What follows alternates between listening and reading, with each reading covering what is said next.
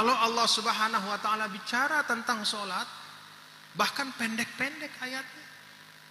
Kalau Allah bicara tentang zakat juga tidak sepanjang ayat-ayat tentang transaksi ekonomi keuangan.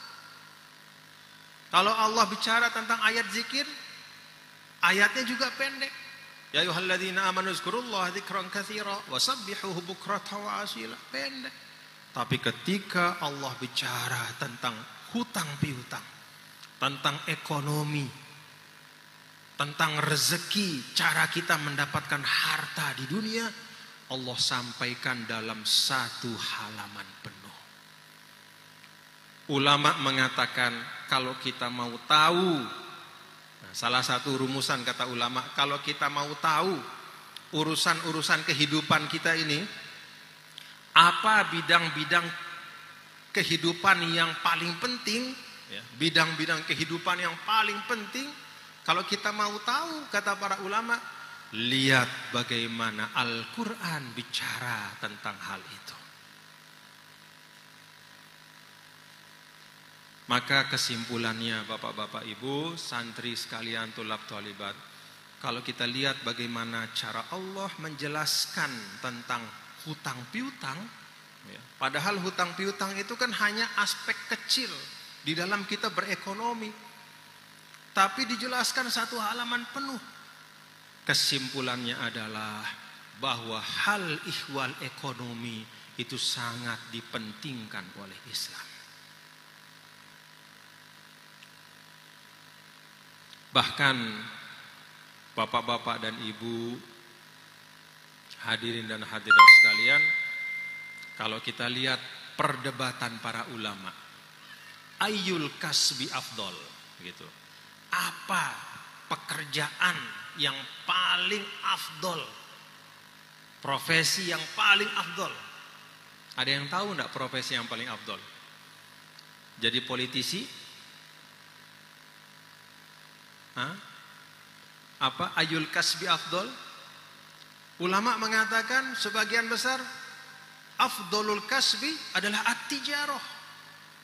Jadi menjadi pedagang itu profesi yang paling mulia. Menjadi pedagang. Kenapa kata ulama? Pedagang itu adalah profesi yang paling mulia. Karena sebagian besar umur dari Nabi kita, Nabi besar Muhammad sallallahu alaihi wasallam digunakan oleh beliau untuk berdagang. Di Mekah beliau berdagang, di Madinah tidak lagi berdagang, tapi menjadi konsultan bagi para pedagang.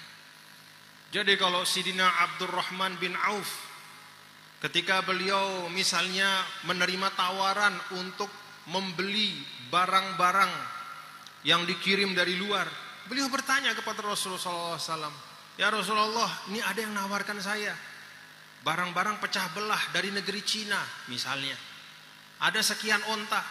Nabi katakan ambil, baru diambil. Sayyidina Utsman bin Affan juga begitu. Ya Rasulullah, saya ditawari minyak dari negeri India, bagaimana? Ambil. Jadi beliau Rasulullah sallallahu alaihi wasallam ketika beliau di Madinah pada saat sedang betul-betul sibuk untuk menjadi pemimpin negara, untuk menjadi pemimpin dari semua orang yang beriman, memimpin proses dakwah, mengirim dai kemana-mana, beliau tidak meninggalkan peran sebagai konsultan bagi para pengusaha, sahabat-sahabat beliau yang ada di Madinah. Kenapa bapak-bapak dan ibu-ibu ini dilakukan oleh Rasul? Karena beliau tahu persis bahwa marwah dari satu umat itu bergantung dari kekuatan ekonominya. Pernah kita lihat, pernah kita dengar dalam sejarah bapak-bapak ibu, baik dalam sejarah Islam maupun dalam sejarah bangsa-bangsa peradaban di luar Islam, bahwa bangsa atau peradaban yang miskin, yang susah itu bisa memimpin? Tidak ada. Kalau kita lihat bagaimana dulu Sayyidina Yusuf alaihissalam diskenariokan oleh Allah Ta'ala, diskenariokan oleh Allah Ta'ala supaya bisa menjadi pemimpin. Jalannya apa? jalannya adalah dengan Masya Allah ya. Bagaimana ada kekeringan, bagaimana pada masa paceklik Allah Subhanahu wa taala mengilhamkan kepada Sayyidina Yusuf alaihissalam. Lalu Sayyidina Yusuf memberitahu raja, "Pak, nanti ada 7 tahun yang subur, banyak hasil kita. Saya minta jangan dihabiskan. Makan hanya yang diperlukan, sisanya simpan. Karena setelah 7 tahun yang subur, ada 7 tahun yang penuh dengan kekeringan." Raja melaksanakan pesan dari Nabi Yusuf alaihissalam. Akhirnya selamat bangsa Mesir. Pada saat negara-negara lain itu, ketika subur dia makan, habiskan semuanya, dia konsumsi, nggak ada yang ditabung. Sehingga ketika datang paceklik, semuanya kelaparan. Ketika kelaparan itulah Nabi Yusuf kemudian mengatakan kepada rajanya, tawarkan kepada mereka semua. Tawarkan kepada mereka semua makanan yang kita simpan. Dengan syarat mereka mengikuti kita dan tunduk kepada kita.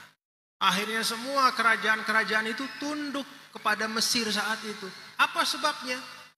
Semata-mata karena Mesirlah satu-satunya negara saat itu yang punya persediaan pangan yang cukup. Ekonominya masih bertahan. Itu pelajaran Al-Quran. Demikian juga pelajaran dari sunnah Rasulullah SAW. Kenapa dulu Al-Madinatul Munawwarah? Kalau kita baca dalam sirah, bapak-bapak ibu, Munawwarah itu selain memang karena cahaya Madinah itu datang disebabkan karena iman, juga adalah Madinah itu kota yang makmur. Kota yang makmur. Banyak pengusahanya, ekonominya bagus, orangnya rajin bekerja. Masyarakat Madinah itu sangat rajin bekerja. Sampai Sayyidina Umar ketika melihat ada sahabat yang berbaring-baring tidur-tiduran, ditendang sama Sayyidina Umar. Apa kata Sayyidina Umar? Taharrok fa innas sama la tumtiru zahaban wala fiddah. Ente tidur-tidur aja, bergerak. Langit tidak akan menumpahkan hujan emas dan perak. Itu Sayyidina Umar. Nah, dengan kekuatan ekonomi itulah maka Nabi kita, Nabi besar Muhammad SAW bisa membangun negara Madinah menjadi negara yang penuh dengan marwah, disegani. Dengan bekal ekonomi itulah Nabi bisa kirim pendakwah ke Yaman.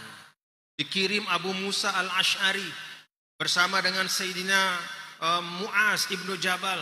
Abu Musa, Mu'az pergi ke Yaman berdakwah. Nih bekalnya. Dibekali oleh Nabi. Demikian pula dikirim sahabat-sahabat yang lain ke Bahrain, kemudian ke Taif, ke banyak tempat. Mengirim dakwah itu bukan dengan tangan kosong. Nabi SAW membekali dai-dainya dengan bekal yang cukup sehingga mereka bisa fokus untuk berdakwah, mengajak kepada Islam. Dan itu bisa terlaksana karena ada ekonomi yang kuat.